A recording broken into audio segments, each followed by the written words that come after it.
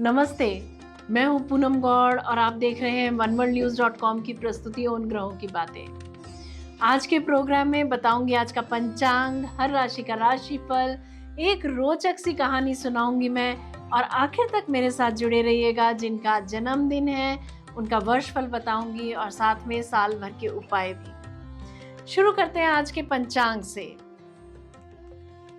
आज बुधवार 3 जुलाई 2024 है। आषाढ़ का महीना चल रहा है। कृष्ण पक्ष की द्वादशी तिथि रहेगी प्रातः 7:10 तक, उसके बाद त्रयोदशी। रोहिणी नक्षत्र रहेगा 4 जुलाई प्रातः 4:07 तक, उसके बाद मृगशिरा नक्षत्र। शूल योग रहेगा प्रातः 9:02 तक, उसके बाद गंड योग। राहु काल रहेगा दोपहर 12 बजे से 1:30 बजे तक। सर्वार्थ सिद्धि योग रहेगा अहोरात्रि। दिशा शूल रहेगा उत्तर। आज प्रदोष व्रत है। बात करते हैं राशिफल की। मैं यहाँ बता देती हूँ कि मैं राशिफल चंद्र राशि से या नाम अक्षर से बताती हूँ। मेष राशि, आज सारा दिन आप चुस्त महसूस करेंगे। शिक्षा से लाभ होता दिख रहा है। वृषभ राशि, आज आप स्वयं प्रेरित रहेंगे। आज आप अपनी कार्यशैली में परिवर्तन कर सकते हैं। मिथुन राशि, दी हुई वस्तुएं वापस मिल जाएंगी। आंख में समस्या आ सकती है। स्वर्ण आभूषणों में धन निवेश कर सकते हैं। कर्क राशि, आज आप अपने बारे में सोचेंगे, अपनी बड़ाई करेंगे, अच्छे खाने का आनंद लेंगे और अपनी कार्य प्रणाली में परिवर्तन करेंगे। सिंह राशि, गुप्त संपर्कों से बिजनेस कर सकते हैं। आज काम का बोझ ज्यादा रह सकता है। धन निवेश का मन बना सकते हैं। कन्या राशि, रिसर्च में सफलता मिलती दिख रही है। कोई नाम और शोहरत वाली नौकरी आज मिल सकती है। आज भाग्य आपके साथ है। तुला राशि, आज आपके पास काम जरूरत से ज्यादा रह सकता है। ऐसी जगह जाने से बचें जहां अपमान होने का भय हो। वृश्चिक राशि, आज साली से मीठी मीठी बातें हो सकती हैं।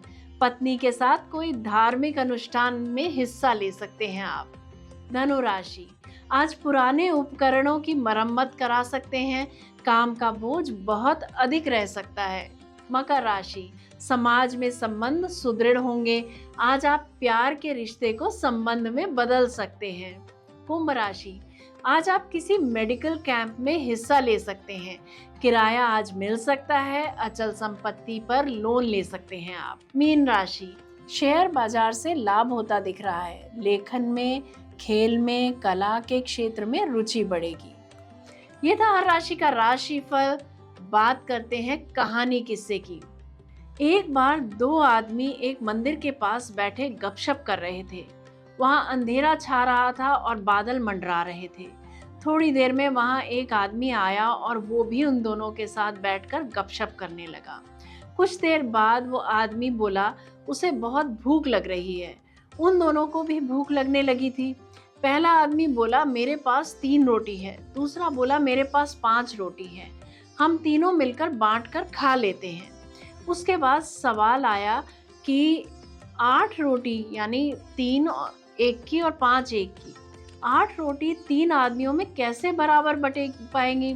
पहले आदमी ने राय दी कि ऐसा करते हैं कि हर रोटी के 3 टुकड़े करते हैं, अर्थात 8 रोटी के 24 टुकड़े हो गए और हम तीनों में 8-8 टुकड़े बराबर बराबर बांट लेंगे। तीनों को उसकी राय अच्छी लगी और 8 रोटी के 24 टुकड़े करके प्रत्येक ने 8-8 रोटी के टुकड़े खाकर भूख शांत की और फिर बारिश के कारण मंदिर के प्रांगण में ही सो गए। सुबह उठने पर तीसरे आदमी ने उनके उपकार के लिए दोनों को धन्यवाद दिया और प्रेम से 8 रोटी के टुकड़ों के बदले दोनों को उपहार स्वरूप 8 सोने की गिन्नी देकर अपने घर की ओर चला गया। उसके जाने के बाद दूसरे आदमी ने पहले आदमी से कहा हम दोनों 4-4 गिन्नी बांट लेते हैं। पहला आदमी बोला नहीं, मेरी 3 रोटी थी और तुम्हारी 5 रोटी थी, अतः मैं 3 गिन्नी लूंगा और तुम 5। इस पर दोनों में बहस होने लगी। इसके बाद वो दोनों समाधान के लिए मंदिर के पुजारी जी के पास गए। उन्हें समस्या बताई तथा समाधान के लिए प्रार्थना की। पुजारी जी भी असमंजस में पड़ गए। दोनों दूसरे को ज्यादा देने के लिए लड़ रहे थे। पुजारी जी ने कहा कि तुम लोग ये 8 गिन्नियां मेरे पास छोड़ जाओ और मुझे सोचने का समय दो। मैं कल सवेरे जवाब दे दूंगा। पुजारी जी के दिल में वैसे तो दूसरे आदमी की 3-5 की बात ठीक लग रही थी। सोचते सोचते गहरी नींद में सो गए। कुछ देर बाद उनके सपने में भगवान जी प्रकट हुए। तो पुजारी जी ने सब बातें बताई और न्यायिक मार्गदर्शन के लिए प्रार्थना की और बताया कि मेरे ख्याल से 3-5 बंटवारा ही उचित लगता है। भगवान जी मुस्कुरा कर बोले, नहीं, पहले आदमी को 1 गिन्नी मिलनी चाहिए और दूसरे आदमी को 7 गिन्नी मिलनी चाहिए। भगवान जी की बात सुनकर पुजारी जी जो थे वो अचंभित हो गए और अचरज से पूछा, प्रभु जी ऐसा कैसे? भगवान जी फिर एक बार मुस्कुराए और बोले, इसमें कोई शंका की बात ही नहीं है।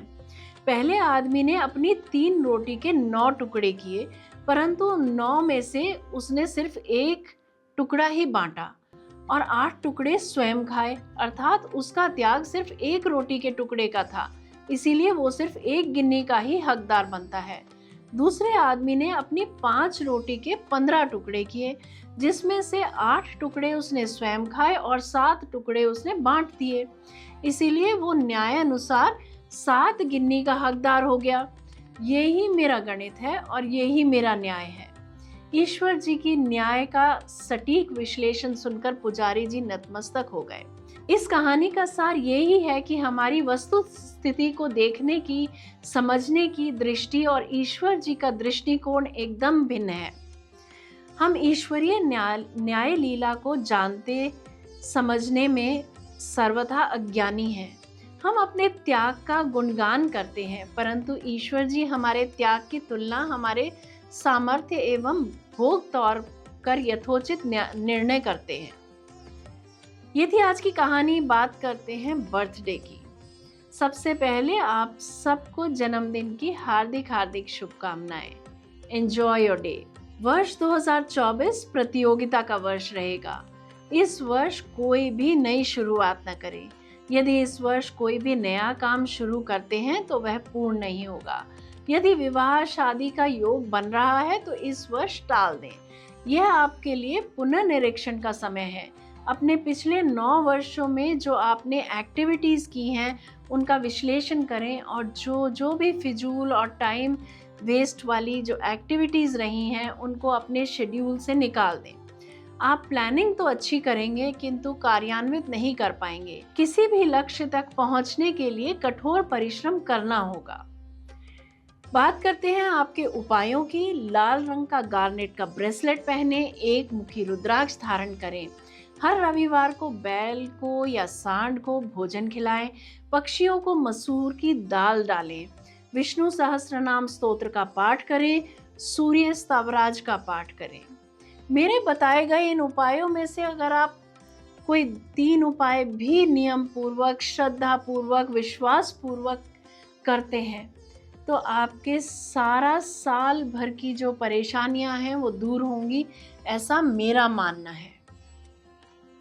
अगर मेरा ये प्रोग्राम पसंद आया है तो इसे लाइक, शेयर, सब्सक्राइब करें, बेल का आइकॉन जरूर दबाएं और कल फिर मेरे साथ जुड़िएगा oneworldnews.com की प्रस्तुति उन ग्रहों की बातें में। नमस्ते।